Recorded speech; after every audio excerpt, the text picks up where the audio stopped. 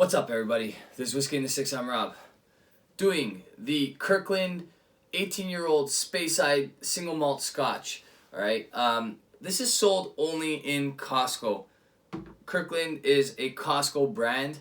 Costco is the #1 global seller of alcohol. So they sell more alcohol than anybody else in the world. Second to Costco is the LCBO in Ontario. Alright. This whiskey is only $38 American, alright? So roughly $50 Canadian, maybe a little bit more in the exchange. But I'm going to nose this, taste it, and give it a mark. So you get a lot of vanilla, a little bit of apple on this one on the nose. It's aged in ex-bourbon casks, and then the last 6 months it's spent in Oloroso sherry casks. It doesn't indicate whether or not that's natural color. But it does mention that the color is due to the Oloroso sherry casks that it rests in for 6 months. I'm not 100% sure that's natural. It doesn't say it, but I guess you can assume that it might be. I do think, however, that this is unchill filtered because it's 46%. I would think that because Costco is such a huge conglomerate, they don't want to put a whiskey out there that's going to vary in color, so this is probably added color.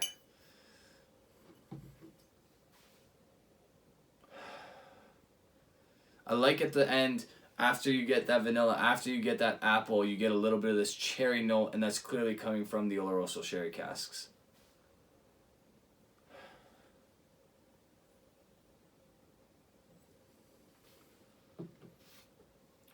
So a lot of those flavors, a lot of those scents follow through into the palate.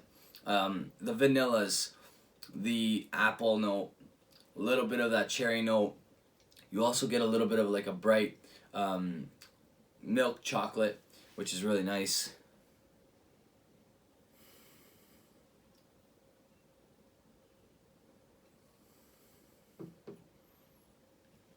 Again, 46%, but super easy to drink. Not a whole lot of bite at all. Easy pour and play type whiskey.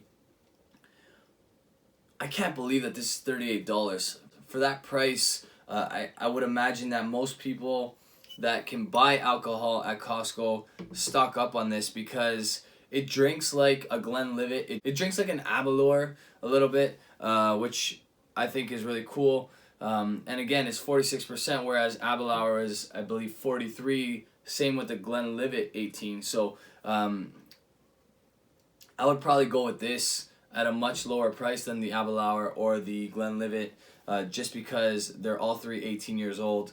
But this one has a little bit extra ABV, and it doesn't drink like it's too heavy on alcohol.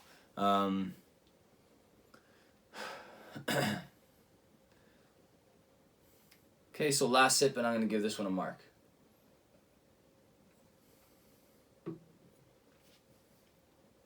It's light, but also has a little bit of like a syrupy flavor to it. There's very little alcohol burn whatsoever.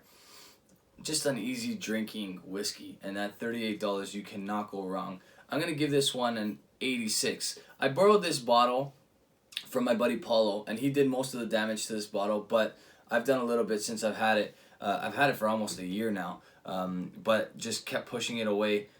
Just because I've had so much backup as far as other whiskeys I have to review. I still have a ton. You guys can't even see how many whiskeys I actually have on the floor over here, on the shelves behind me, and obviously a whole bunch as well on the shelves up top here. So I'm glad I got to this whiskey. I think you guys need to go out and buy this whiskey. At $38, you cannot go wrong.